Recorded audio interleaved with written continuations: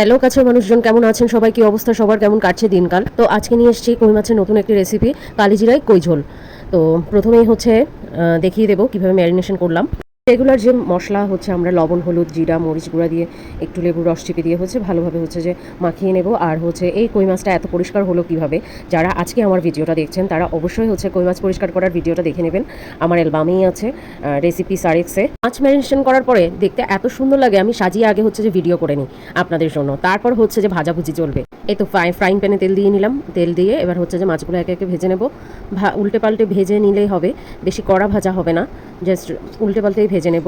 যেহেতু পাতলা ঝোল হবে, ঝোলে দিলে যাতে হচ্ছে যে মাছটা খুব সুন্দরভাবে হচ্ছে যে আস্ত থাকে। আর জীবন্ত মাছ আসলে ভাজাটাও উচিত না, এটা টেস্ট নষ্ট হয়ে যায়, পুষ্টিগুণ নষ্ট হয়ে যায়। তারপরেও যেহেতু হচ্ছে যে আমরা ভেজে মাছ খেতে অভ্যস্ত, ভাজা মাছটা তুলে রেখে ওই একই তেলে কালিজিরা ফোড়ন দিয়ে আলুগুলো ছেড়ে দিলাম। এবার আলুগুলো আস্তে আস্তে ভাজা হোক, সেই সাথে হচ্ছে আপনাদের সাথে শেয়ার করি আরও কয়েকটি একই ক্যাটাগরিতে রান্না করতে পারবেন এমন মাছের রেসিপি। অর্থাৎ আপনি এটা রুই, কাতলা, চোক্কা, তারপরে হচ্ছে জাটকা, এই টাইপের মাছগুলো দিয়েও কিন্তু এই পাতলা ঝোলটা খুবই ভালো হয়। বিশেষ করে যখন সর্দি কাশি থাকে, যখন একটু জ্বর জ্বর ভাব থাকে, খেতে ভালো লাগে না, তখন গরম ভাত দিয়ে এই ঝোলটা খুবই পুষ্টিকর আর উপাদেয়।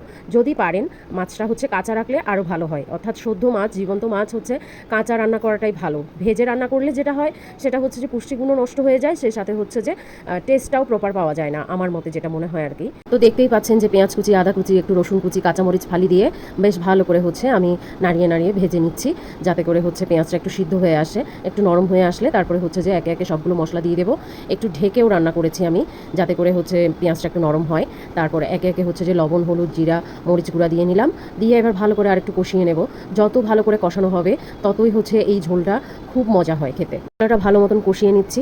তো কষাতে কষাতে একটা কথা মনে হলো যে আসলে আমরা রান্না করার সময় আগে থেকেই হয়তো চিন্তা করে রাখি যে এই রান্নাটা কেমন হবে, তাই না? তো রান্নার যে কড়াইটা, এই যে আমার কাছে অনেক সময় ক্যানভাস মনে হয়। হ্যাঁ, যত কালারফুল হচ্ছে উপাদান আছে সব কিছু আমরা দিয়ে রান্না করি, আর দিন শেষে খুব সুন্দর একটা রান্না তৈরি হয়। রান্নাও কিন্তু একটা আর্টের ফর্ম, আপনারা জানেন কি না জানি না। তো এই পর্যায়ে হচ্ছে একটু করে পানি দিয়ে তারপরে হচ্ছে আমি ঢেকে দিলাম। ঢেকে হচ্ছে ভালো মতন হচ্ছে মশলাটা কষিয়ে ফেলেছি। এবার হচ্ছে একটু নেড়ে চেড়ে নিয়ে হচ্ছে পরিমাণ মতন পানিটা দিয়ে দেবো। তো পেঁয়াজটা হচ্ছে এরকমই থাকবে, পেঁয়াজটা একদম গলে ভর্তা হয়ে যাবে না। হ্যাঁ, এই জন্যই আমি আস্ত পেঁয়াজটা এভাবেই দিয়েছি। তো খাওয়ার সময় মুখে পড়লে ভীষণ ভালো লাগে। এবার হচ্ছে ঢেকে কিছুক্ষণ রান্না করব। ফুটে এলেই হচ্ছে মাছটা ছেড়ে দেবো। মাছটা ছেড়ে দিলে যেটা হবে সেটা হচ্ছে খুব সুন্দর একটা সুঘ্রাণ চারপাশে ছড়িয়ে পড়ে। কালিজিরা ফোড়নে কই ঝোল। হ্যাঁ, তো এই রান্নাটার বিশেষত্ব একটাই, সেটা হচ্ছে কালিজিরাটা। এখানে মেইনলি কালিজিরাটা খুব সুন্দর করে উপরে ভাসছে, কালিজিরার ফ্লেভারটা এত সুন্দর আসে। আর অনেকেই হয়তো কই ভুনা খেয়েছেন, ভাজি খেয়েছেন, কিংবা হচ্ছে কইয়ের হচ্ছে যে কালিয়া খেয়েছেন। হ্যাঁ, তো পাতলা ঝোলটা হয়তো অনেকেই ট্রাই করেননি, প্লিজ এটা বাসায় ট্রাই করবেন। আর বিশেষ করে বাচ্চাদের জন্য এই কই ঝোলটা খুবই মজার এবং খুবই হচ্ছে হেলদি। সবাই বাসায় অন্ততপক্ষে আমার রেসিপিটা দেখার পরে ট্রাই করবেন, কেমন লাগলো জানাবেন। ঝোলটা ফুটে এসেছে আর মাছটা ছেড়ে দিলাম। এবার হচ্ছে একটু ঢেকে রান্না করব। বেশ ভালোভাবে হচ্ছে মাছটা রান্না হয়ে গেছে। এই যে এবার বিলাতি ধনেপাতা ছড়িয়ে দিয়ে নামিয়ে নিলাম।